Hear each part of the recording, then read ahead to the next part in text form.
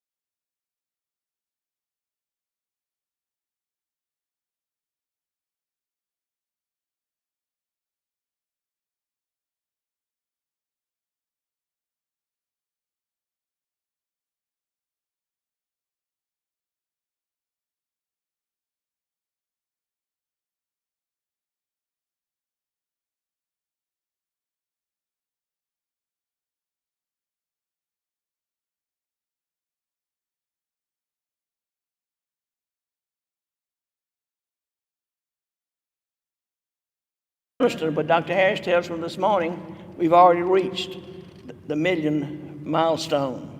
So that's a significant milestone when you consider that the first vaccine arrived in our state less than 3 short months ago.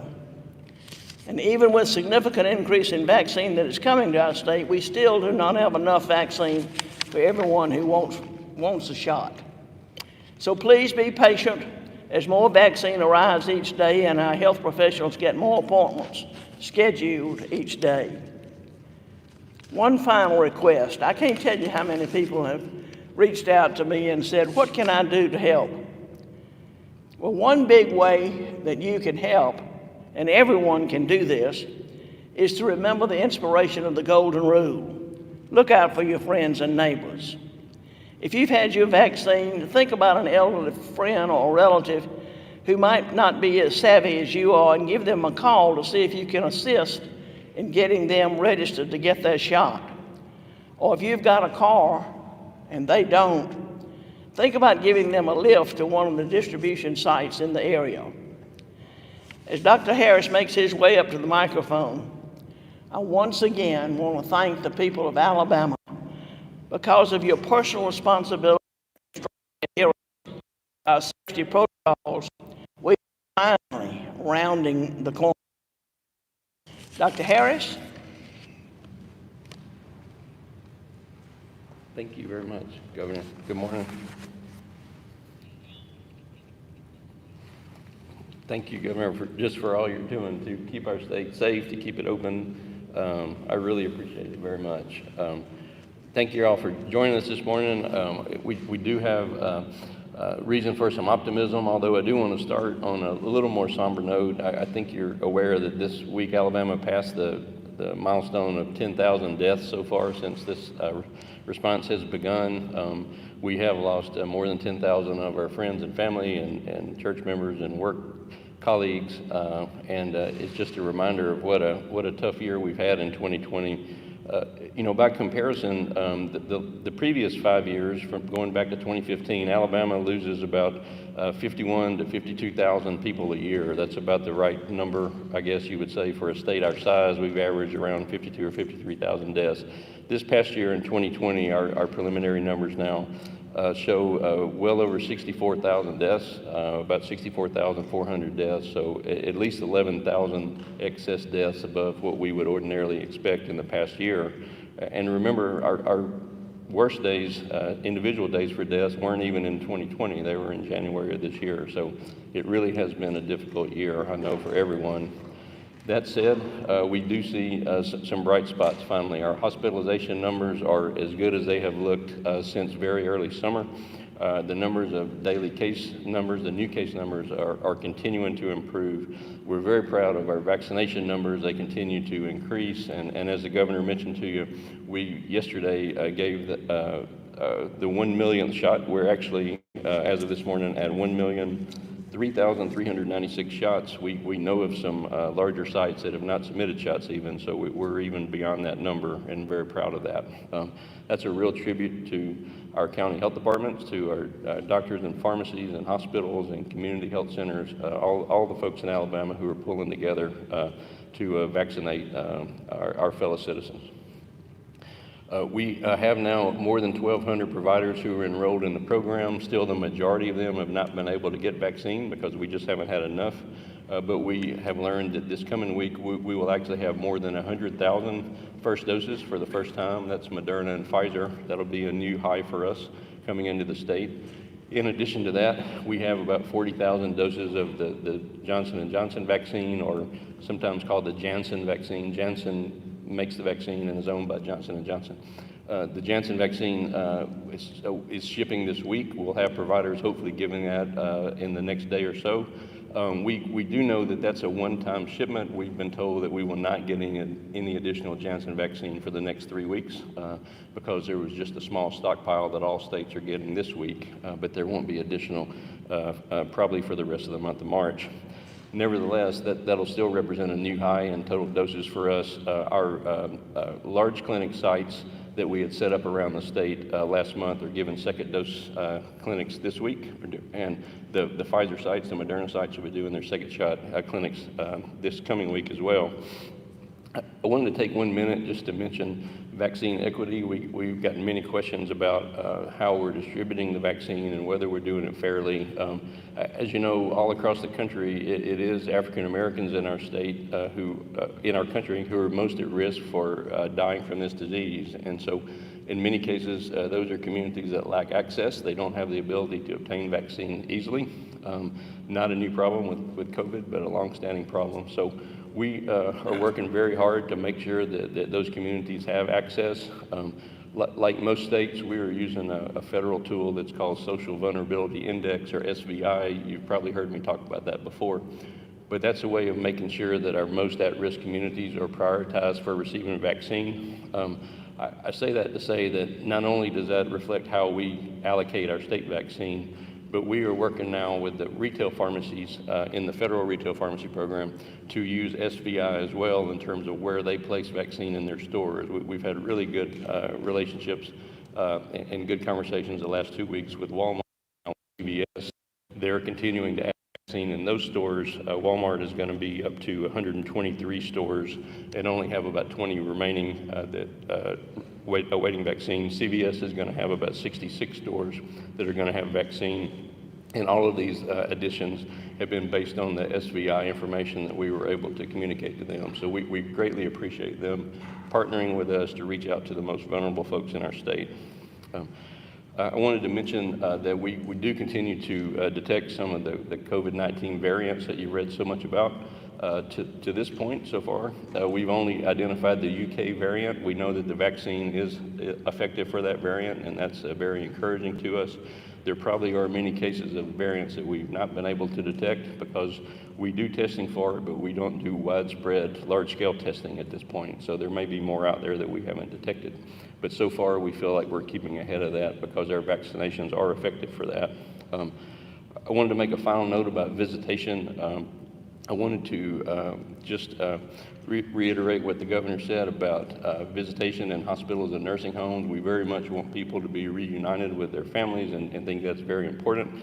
I do want to remind you that the nursing homes in particular are under federal regulations about that, and when they have outbreaks in their nursing homes or they have a staff member who's infected or so on, they do have restrictions imposed on them by the federal government about visitation. So we want everyone to be able to visit. We know family members are really desperate to see their loved ones, and yet please remember to work with your nursing home in your community, because they do have those restrictions imposed on them from the federal government as well. So that's all the comments that I wanted to make, except just to thank everyone who's been part of this effort for so long. We really are getting close to the end. We've got a few more months, but we're much closer to the end than we've ever been, and I know we're going to get there soon. Thank you very much. Governor, we'll open this up for a few questions. Yes, sir.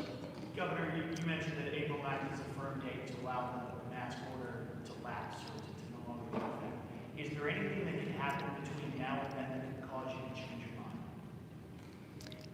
April 9th is going to be the last day I'm going to have a mask mandate. After that, it'll be personal responsibility. And Alabamians are smart. They got good common sense. They know what works. And like I say, I'm going to continue to wear my mask when I'm around folks. But after the 9th, we're not having a mask mandate. Yes. Governor, some Republicans have urged you to drop the mandate and follow the suit of Texas.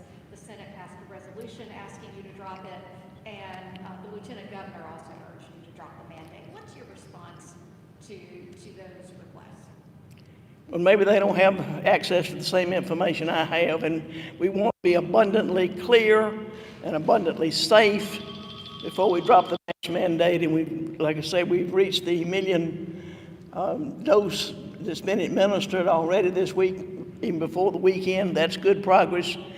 But if we keep it up and get through Easter, I think we'll be in a whole lot better shape. Okay, a couple more questions.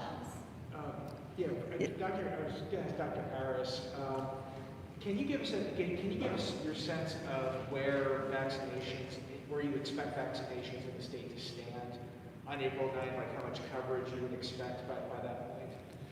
Yeah, it's a little difficult to estimate because our supply is increasing. So I would just say conservatively, we're striving for about 150,000 shots per week. We feel pretty good about that number most of the time. Somewhere around 25,000 a day is a pretty typical weekday, at least. We don't quite reach that on the weekends.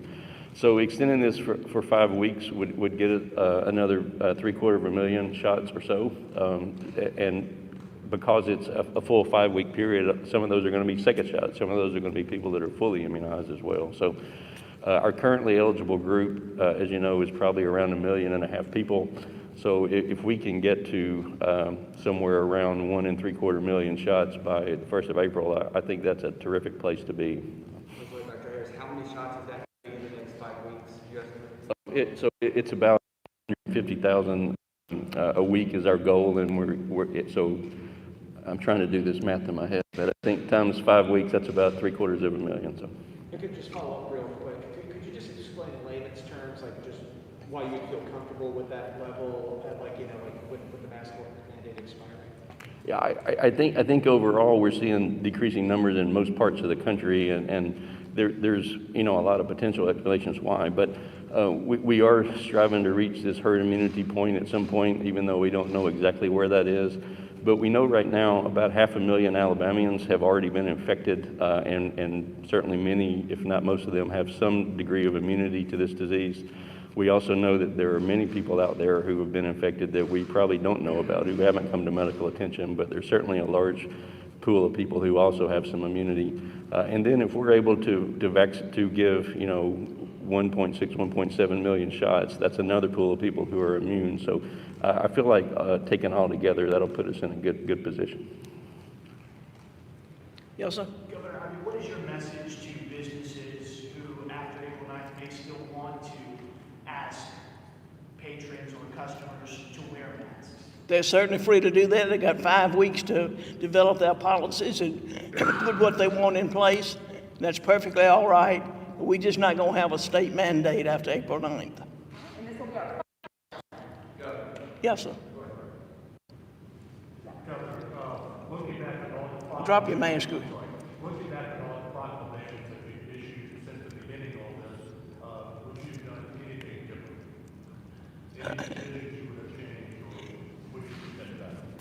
Well, we're going to have a joint study on the COVID-19 process after we get out of from under the mandate, to look at just what we could have done better and what we did do good. Because God forbid we have another outbreak of COVID, we want to certainly improve on it and make it much better.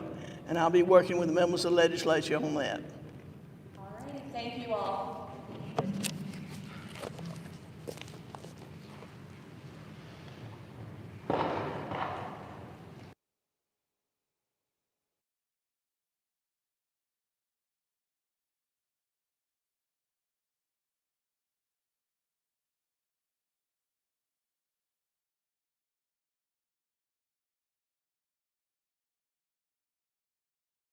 The first opportunity to hear about what happened in the Capitol on January 6th directly from our witnesses. We appreciate your willingness to work with our committees to examine the breakdowns that allowed this terrible attack to occur and to ensure that an attack like this can never, ever happen again. This hearing is unique because it's personal for every